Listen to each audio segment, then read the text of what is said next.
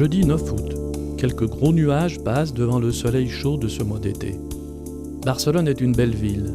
Après avoir gravi les escaliers qui mènent au parc Güell, œuvre de Gaudi, on arrive devant l'entrée principale avec ses deux maisons en pain d'épices. Non, bien sûr en pierre. Toit en voûte catalane et couvert de trencadis. C'est tout simplement de la céramique cassée.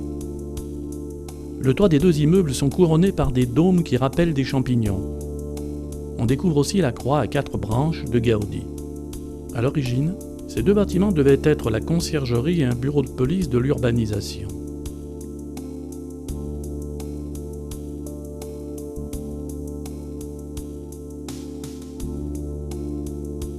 Plus loin, une salamandre multicolore nous accueille, symbole de l'alchimie et du feu. La représentation du dragon est constante dans l'œuvre de Gaudi, référence à la légende de Saint Jordi, patron de la Catalogne.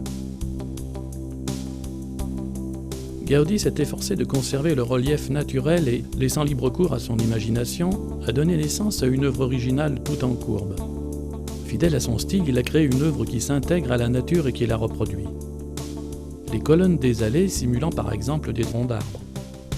Représentation d'une nature végétale, pétrifiée, qui maintient néanmoins un foyer de vie.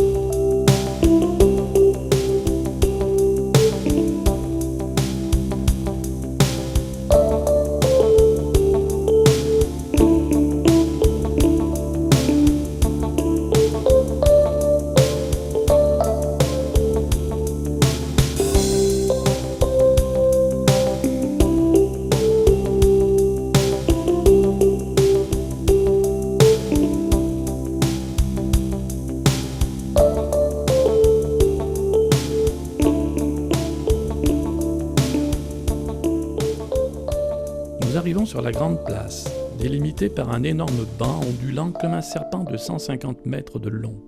Ce banc est remarquable. Assis dans une boucle, on est à l'abri et on peut observer ses voisins dans un espace intime, tout en ayant la vue sur le reste du banc.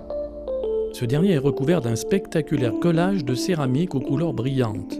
On peut trouver une infinité de symboles et éléments. Des coquillages, des papillons, des étoiles, des constellations.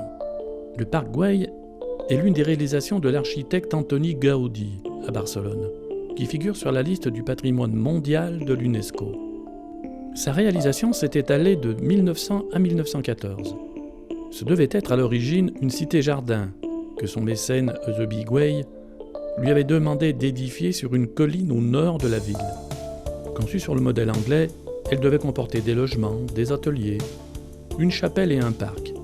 En tout, 63 maisons. Mais le coût augmenta dans de telles proportions que seules furent achevées 2 maisons et le parc. Ce dernier devint propriété de la ville de Barcelone en 1927. Il est devenu l'un des lieux les plus fréquentés de la ville.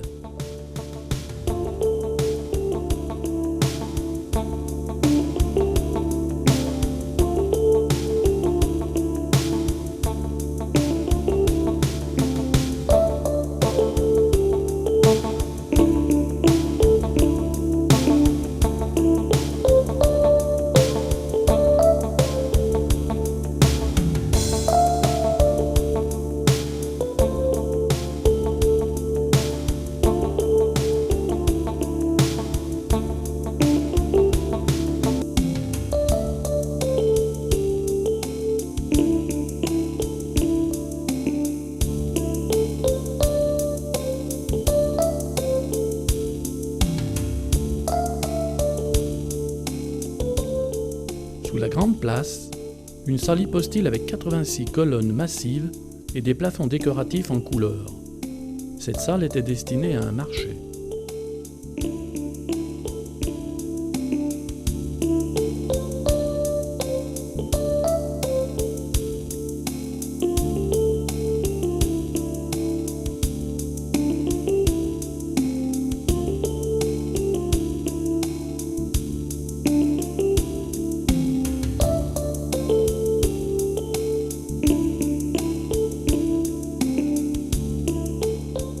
Gaudí était très intéressé à assurer une bonne communication entre les différentes parties du parc. Accumulation de pierres, sculptures primitives, colonnes penchées. On est à la fois déstabilisé et étonné. Dans le parc Güell, l'imagination créative de Gaudí crée une fusion entre son univers fantastique et la nature.